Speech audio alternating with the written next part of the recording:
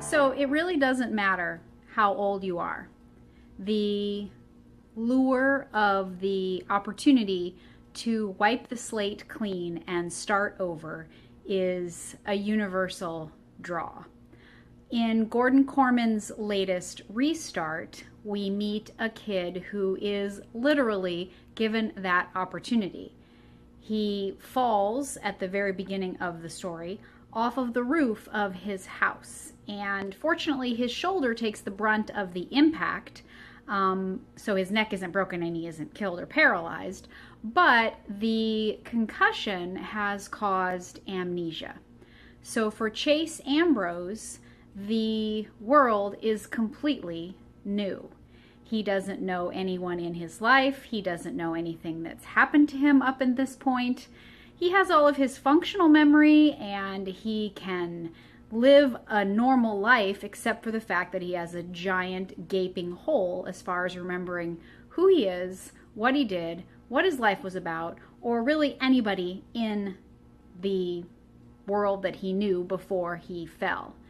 Well, it turns out he was the alpha at his middle school, the captain of the football team, a big guy who is bold and brash and loves nothing more than to pick on pretty much everybody else who is smaller or weaker or basically not one of his football buddies. But even then, when you're in amongst the team, you see that they all really treat each other pretty roughly. So it's definitely one of those bullying, tough guy, sports-related cultures where, kill or be killed, hunt mentality. So Chase, of course, has two best friends that he does not remember who are fellow football players. And just like everybody else in his life, they all remember who Chase was and how Chase behaved, except for Chase. So he is completely lost, but also given a very interesting opportunity set forth by his principal to maybe start over. And what's interesting is that no one really tells Chase who he was or what he did. He has to sort of piece everything about his life before together from how people react to him. And of course, from his football friends, he gets the tough guy. From his dad, he gets champ and don't turn into a wuss. His mom, of course, tries to protect him.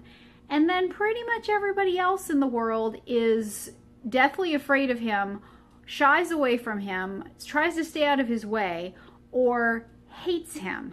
And we have a variety of points of view coming into the story to paint a very interesting, almost 360 perspective of Chase. And of course, he does narrate quite a bit of his own story, but we jump back and forth amongst other kids from his middle school.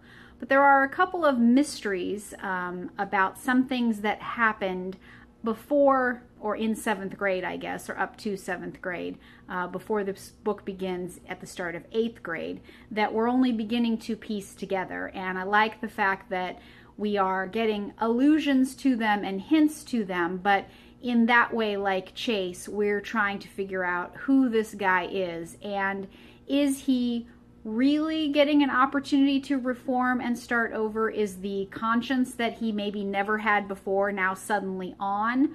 Or is he going to regain his memory and then go back to the way he was?